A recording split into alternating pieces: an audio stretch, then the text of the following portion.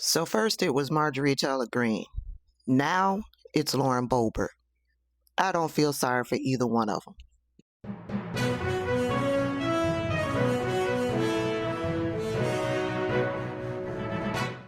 Hey everybody, welcome back to the channel. Before we get into it, I want to give a huge shout out to my old faithfuls. Thank you so much for the support that you've provided to me over the years. I also want to give a huge shout out to my channel members. Thank you so much for the support that you provide to my channel every month. I also want to give a great big welcome to the newbies. Thank you so much for clicking that subscribe button. And if you've come across this video and are not subscribed to the channel, go ahead and click that subscribe button. I'd be happy to have you. What does he call Marjorie Taylor Greene now? Marjorie Taylor Brown? Well, now Lauren Boebert has been put out of the MAGA clan. Okay? After Donald Trump summoned her to the Situation Room and tried to intimidate her and threaten her to remove her name off of that Epstein file legislation, she refused to do so. And as a result, he stopped Colorado from being able to get fresh water, right?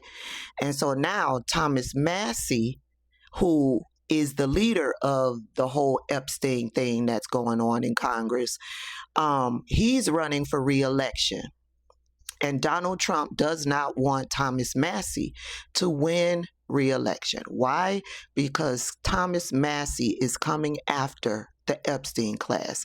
Thomas Massie with Ro Khanna are working hard to get those Epstein files. Right?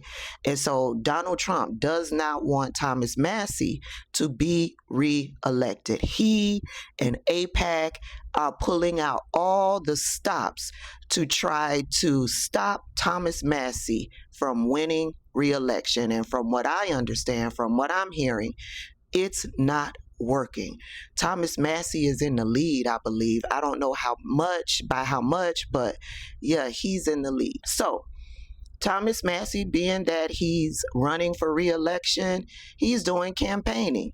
And this is where Lauren Boebert comes into play. Thomas Massie was doing some campaigning yesterday, and Lauren Boebert was there to assist. Here's a little snippet of what she had to say at Thomas Massie's campaign stop on yesterday. This race will determine the future of all other races. You all understand the millions of dollars that have been poured in by billionaires, even a billionaire that's in the Epstein files. And on Tuesday, you have got to send a clear message that Kentucky is not for sale.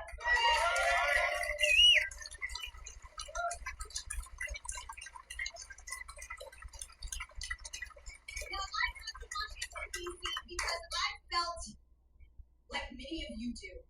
Now, Lauren Boebert is a pussy, okay?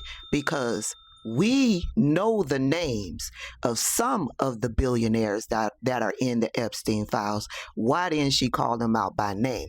Why did she just use the term billionaires? Bitch, we know Howard Lutnick, billionaire, is in the Epstein files. We know billionaire multiple times over, Elon Musk, is in the Epstein files. We know Bill Gates, multi-billionaire, is in the Epstein files. And we also know her grand leader, Grand Klansman leader, Donald Trump, billionaire, is in the Epstein files.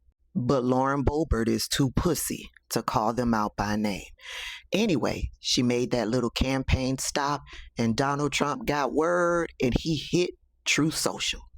Here's what he put out on Truth Social.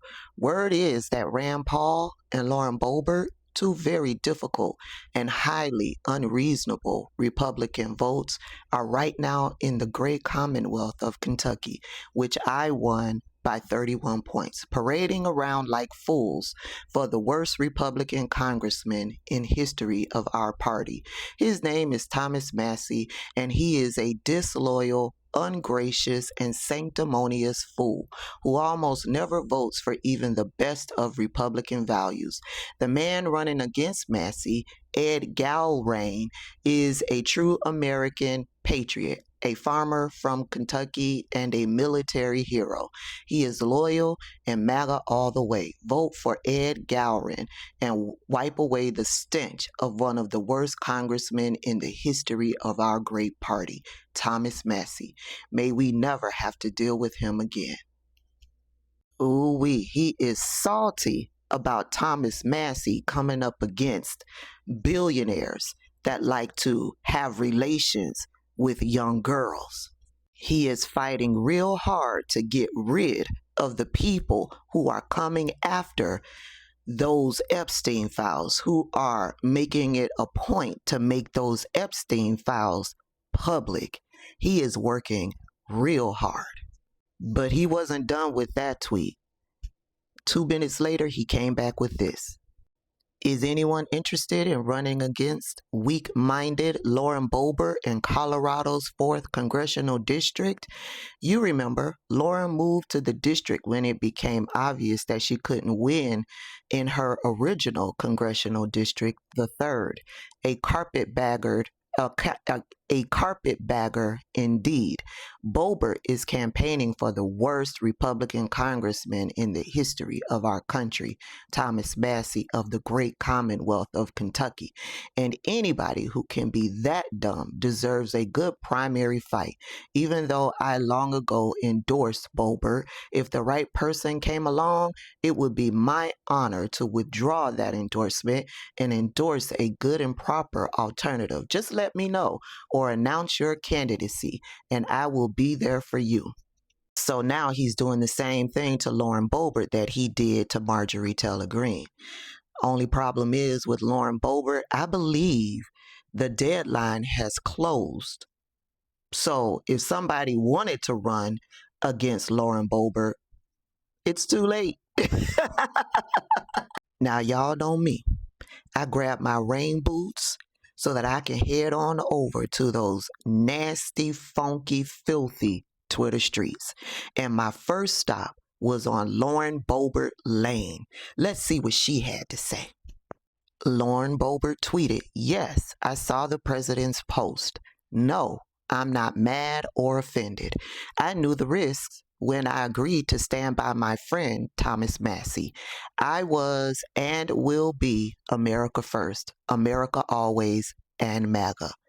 Onward with the USA flag." Now, I will agree. She knew when she was out campaigning for Thomas Massie what the repercussions would be. She knew that he was going to come after her. She's not mad.